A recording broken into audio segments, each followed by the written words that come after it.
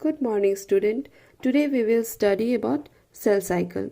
Cell cycle is a series of events by which a cell duplicates its genome and eventually divides into two daughter cells.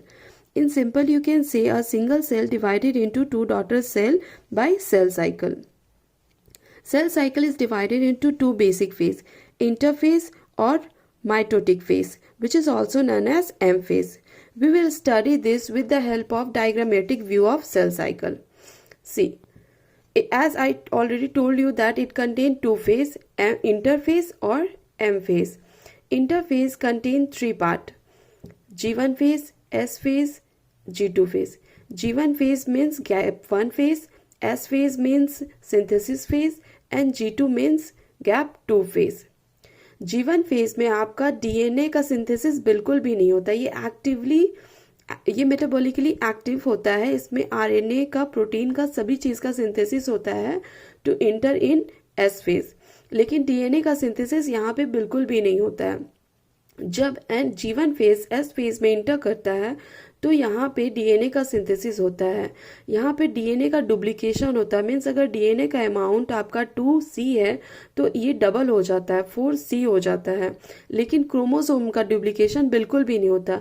अगर chromosome जो है आपका वो 2N है तो chromosome आपका 2N ही रहेगा, इसका डुप्लीकेशन नहीं होता है। ये याद रखिएगा कि डीएनए का डुप्लीकेशन होता है लेकिन क्रोमोसोम का डुप्लीकेशन बिल्कुल भी नहीं होता है। जब इसका एस फेज सिंथेसिस कंप्लीट हो जाता है तो एस फेज इंटर करता है G2 में।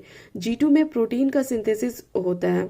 किस तरह का प्रोटीन होता है? वो प्रोटीन जो एम फेज में इंटर करने के लिए ज़रूरी है।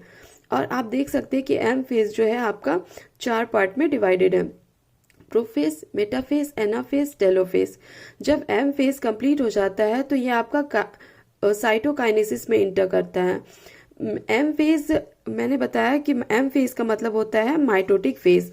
माइटोटिक फेज में जो है आपका न्यूक्लियस का डिवीजन होता है और उसे हम कार्योकाइनेसिस कहते हैं। एंड ये हम जानते हैं कि कार्योकाइनेसिस के कंप्लीट होने के बाद वो इंटर करता है साइटोकाइनेसिस में, और साइटोकाइनेसिस जैसे ही कंप्लीट होता है वो 2 सेल में डिवाइड हो जाता है। और एम फेज को मैं आपको नेक्स्ट वीडियो में एक्सप्लेन करके बताऊं, क्योंकि ये 2 पार्ट में डिवाइडेड है, मियोसिस एंड माइटोटिक। तो इसे मैं नेक्स्ट वीडियो में कंप्लीट करूंगी। अगर आपको मेरी वीडियो पसंद आ रही है तो प्लीज़ लाइक एंड सब्सक्राइब करें।